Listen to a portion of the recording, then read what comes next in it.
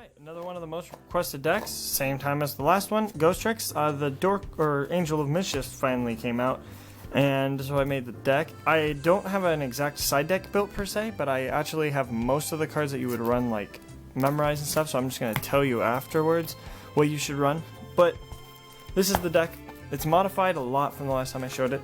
As always, my tokens that I like to show off before we start off the video, and I'm not going to do much intro per se. Other than I've changed this deck a lot from when you last saw it. So, 3 Dragon G, you guys are all going to tell me it's a dude, but she's like my favorite, one of my favorite cards in the deck, just because of her card art. Her effect's really good because it keeps a monster out, almost always. If she dies, like by battle or something, you can replace her with the Spectre.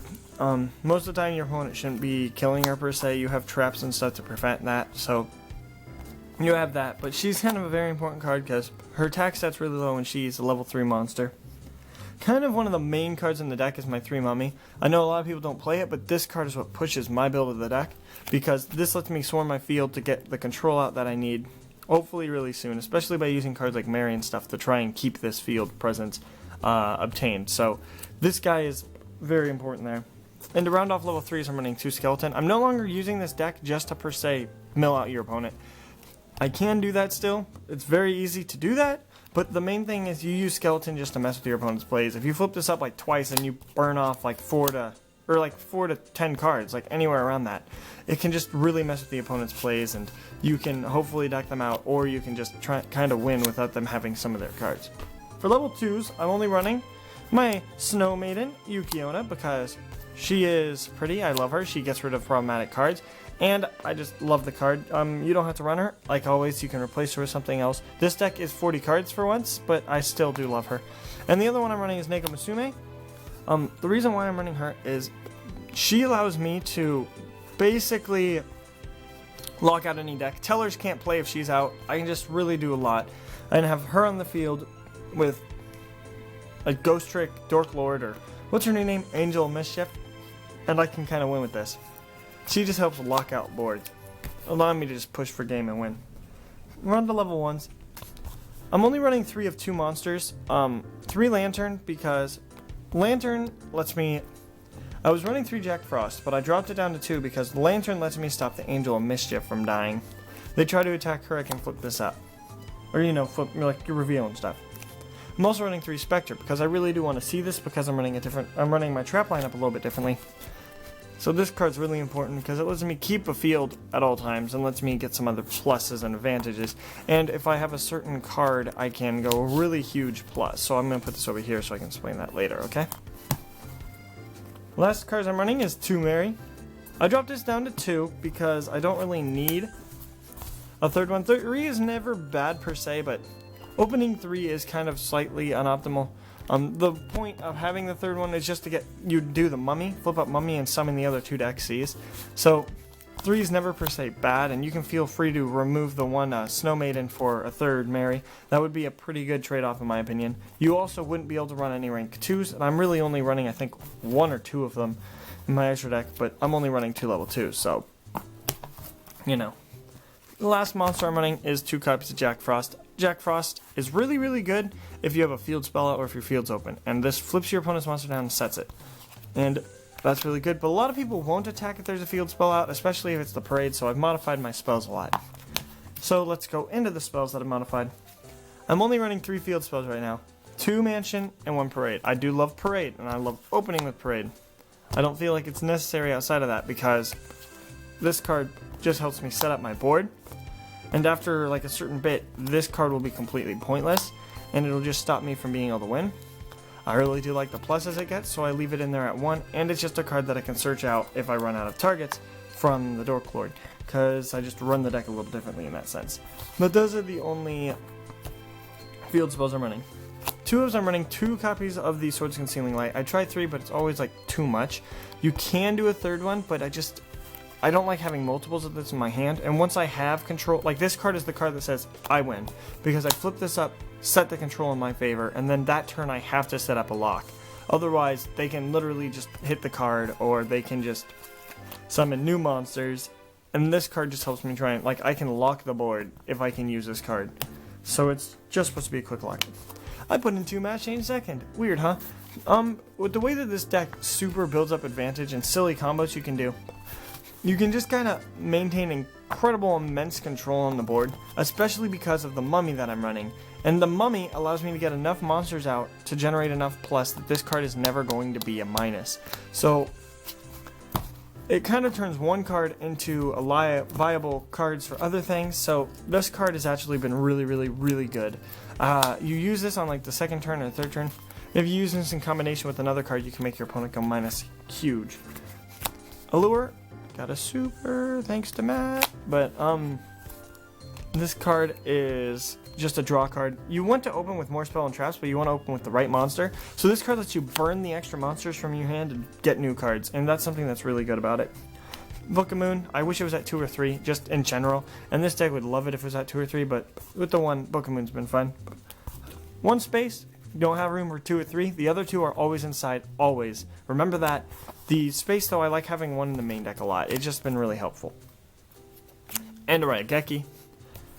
I wasn't running this at first, but I put it in because I really do like destroying my opponent's cards. Like, wiping board and pushing for game is something that this deck is able to do now because some of the power cards in it that I can get out. And with Mummy being able to fill my field out really quick, Raigeki just makes it so I can just do that. Well, the traps. The trap lineup is a lot different than when you last saw it. So, 2 scare. I don't want to see this too many times, and I can bring it all back thanks to Dorklord. Dorklord lets me pitch out one of the other guys, and their last effect says I can add back a Ghostrick card from my graveyard, so I don't need as many of Scare. At the same time, I'm running 2 Break now. The reason why I'm running 2 Break is a first turn play can end up with, if I have the perfect right cards, like the first or second turn, I can get out an Angel, but then it'll be just an Angel. If I have an Angel and I set up my field in my graveyard, if I pitch the yellow card and get other things back, then I can use Break. Set this card. If they kill her, I can flip this up, and I can just go plus. I can pull back the yellow card face down, next turn flip it up and do something with it, you know? So it's really, really good in that sense. I'm going to move this over here to explain combos and stuff too. I'm also running 1 copy of Vanish. You don't need it more than once or twice a duel, and you can get it back as soon as you do need it. Like, I like to end my turns when I'm finally set up with this card, and so Alucard and Dolahan let me pull it back. Next, we're running 1 Knight. You only need this to lock out your opponent. If you can protect this card without, if they try to change space, you can flip up out. Basically, or what's it named? Vanish, sorry. But basically, Knight lets you do that. And if it does actually die, which it generally won't, you can pull it back once again with Alucard or Dolahan. 1 go round. I put this in the deck because I want to be able to search it because Denko hurts the deck a lot. And this card is your Denko out. You flip this up and your opponent you flip this up during whenever you get it. And your opponent tries to do something.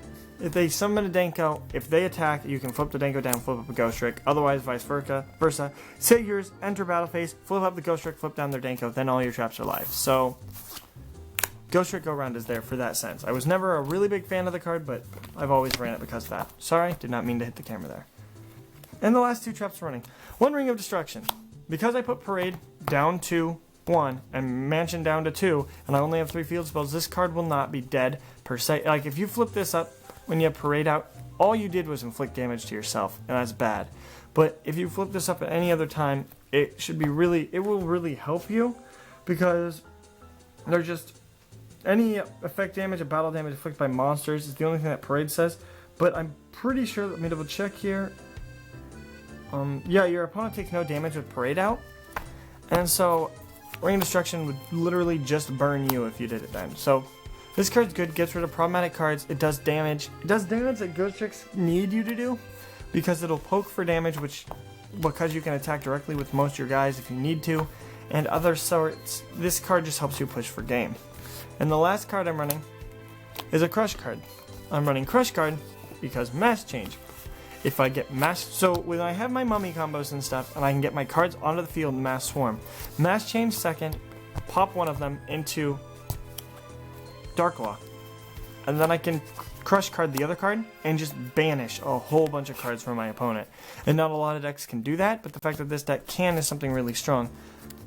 Because I'm me, I open this card a lot, phenomenally a lot. And this card is almost never dead because worst comes to worst, you just flip it up early and just burn a bunch of cards. And it's best to resolve this card on your turn because you cannot do damage to the end of the next turn. So if you flip this up on your turn, you can't do damage to the end of your opponent's turn, making your next turn live. Something I just like to mention. It's just also, if you can do this after the battle phase because you can do damage and stuff, but once again, that's up to you. Other little combos is with Spectre in this. If I have a Dork Lord out and my like Alucard or something's in the graveyard, I can, if she dies, I can flip this up, summon him, summon back 2 cards from my grave, let's say this and Giganshi, and then I can draw a card off Spectre, and these cards are all face down, and then I went from 2 cards to 3 per se. I drew a card, and next turn I can make whatever I need to. So this deck really does a good job of making the general pluses come out, which is something that you really need for the deck to go better. Extra deck is a little bit different than the other Ghostrick decks that you've probably seen. I'm running 3 copies of Alucard, 1 copy of the So Cute boss, which should be Succubus, and then 3 copies of Duelingnet. The reason is, I really do want to be making Duelingnet as often as I can. If I can make Duelingnet, I make it. Same thing with Alucard, because I'm a really big fan of that second effect. She does not have it, so she's like really just there because I can make her. She's a Ghostrick card, and I can potentially lock out more of my opponent's field. And the main thing is, these cards all recruit from your graveyard. When they are sent there, it doesn't matter how. So that is very important for the deck. Because we are running 3 copies of the Angel of Mischief. I have a 3rd English one, I just really like the Japanese one I have, so I've been just using this because my friends let me. But it's with 2000 attack, 2500 defense. Her effect is amazing. She just throws on top of one of these guys. You can detach this guy, get a card back from your graveyard, then get a card from your deck, and this card just is a super power card. 2000 attack, 2000 defense, wall, or 25 defense, wall. They can't get over her, and then on your turn you can swing directly for 2, 4, 6, and then, you know, do Ring of Destruction for game and stuff. And it just really just helps you with that. And the deck does a lot of swarming now.